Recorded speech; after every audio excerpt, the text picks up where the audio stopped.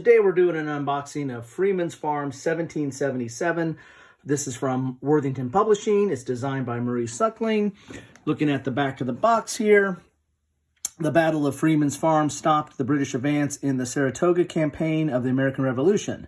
Freeman's Farm 1777 is the first game in our new Battle Formations game series, an innovative card-driven board game on the Battle of Freeman's Farm. 1 to 2 players, playable in 1 hour. These games are a new game system centered around battle formations and have been designed for solitaire and 2 players. You can see part of the map here. You can see the cards that you're buying and using during the game.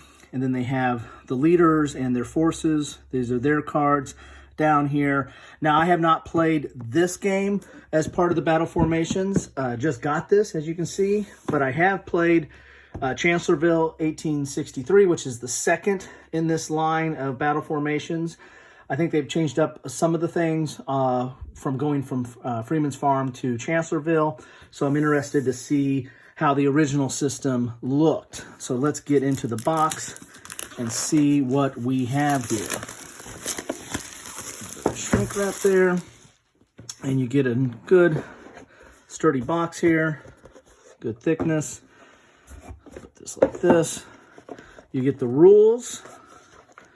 Rules look like they are 12 pages in length with some player tips on the back here. Looks like you've got some designer notes and some history.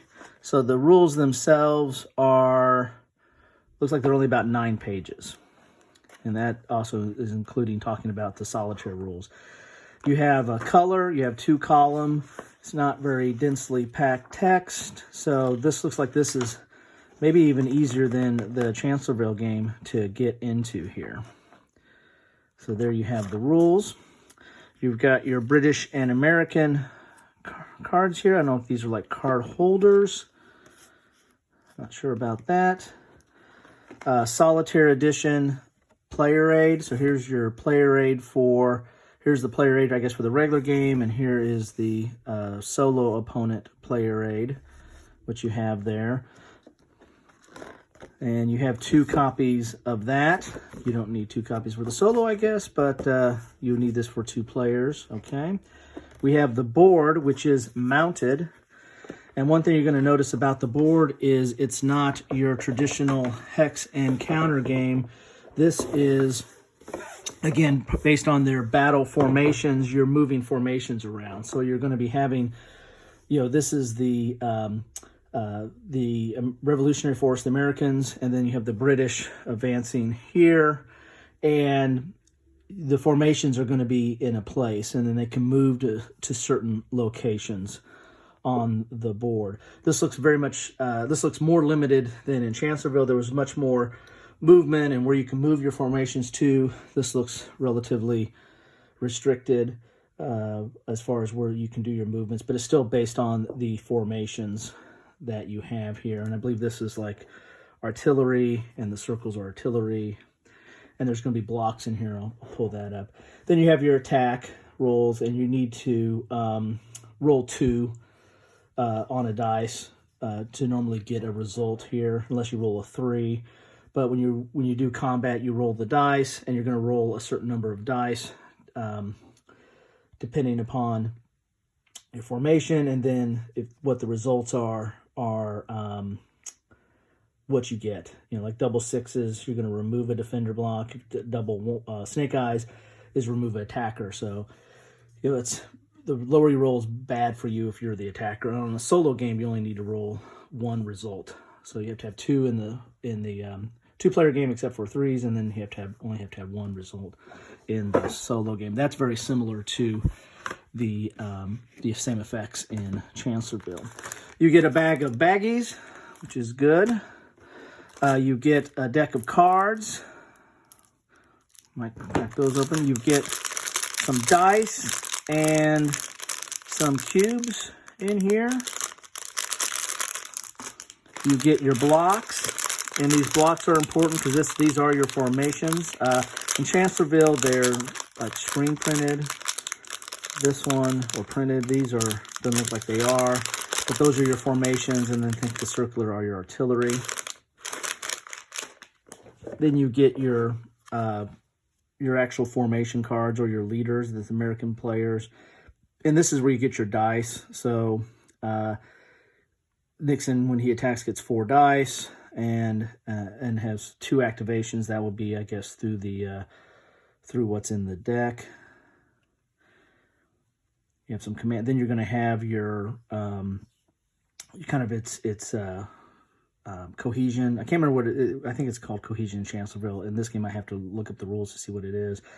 But you got, you start here. It's your morale. So there it is, your morale. Let's look at the card. And then if you go down to 0, you're broken, and then that formation is off the table. At least that's the way it is in Chancellorsville. So you have your cards, and when you do solo, you have a solo edition of it, which changes up some of the stuff there. You have Burgoyne. You have, so you can do solitaire. So they do have it for both. So I guess you can do both of these.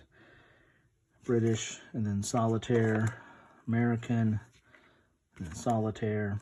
So you're going to have each one of these different commands. Here's I believe this is the green blocks here, I believe is this. 5 dice, they get a little bit more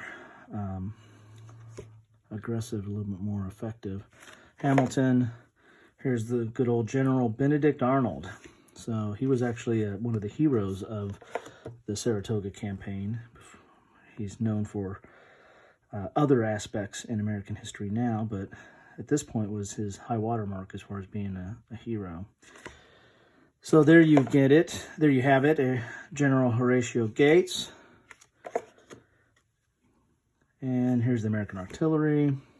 So you have both a regular and a solitaire side. That's kind of cool. So I guess you can play as both. I didn't know about that on here. You can play as both in either side in Chancellorsville. So there you have it. I'll try cracking open some of the cards here real quick. So this is a little bit different. I mean, this is not your, there's no hexes and counters. This isn't really, it's kind of close to area movement, but you're kind of just moving your formation to very specific areas on the board. You're kind of limited in that effect. And then you have these cards here, which will give you certain like initiative. I can't remember what they're called here, but they're like initiative blocks that you can buy other cards with on there. At least again, I'm basing this on Chancellorsville, which they might have changed that and had it much more simplified in this version. This looks like it might be easier and a little bit more straightforward than the Chancellorsville system, which is not, don't get me wrong, it's not complex. There's just, I think, a little bit more to it than this game. And these things I think you can buy and use during the game. So there you have it. I need to crack into those rules. There's not very many of them. I need to see what the differences are. If I'm familiar with the more complex system, then this one hopefully should be easier to get into. We've got a lot of good bits here, good wooden bits, a lot of dice, because you're going to be rolling all kinds of dice during the game and trying to get those double results if you're playing against an opponent. Cubes, I think these are for the markers, so you're marking your forces' morale during the game, and of course, if they get down to 0, they're broken. You got your baggies, you've got your map, and this is a nice looking map. Nice looking graphics, not too cluttered, enough to what you need to know about to play the game, and then it's mounted, which is also always nice. Your player aids on thick stock there. And again, I'm not sure what these are. I have to look that up. They look like they might be card holders or something. And then, of course, your rules. So that's what you get in Freeman's Farm 1777. Hope this was helpful. If you like it, please like. If you want to see more and see what else is going on, please subscribe. And as always, thank you so much for watching. I appreciate it. And I'd love to hear any comments you have about this game or about this system, this battle formation system, what you like about it, maybe what you don't like about it. As always, thank you so much.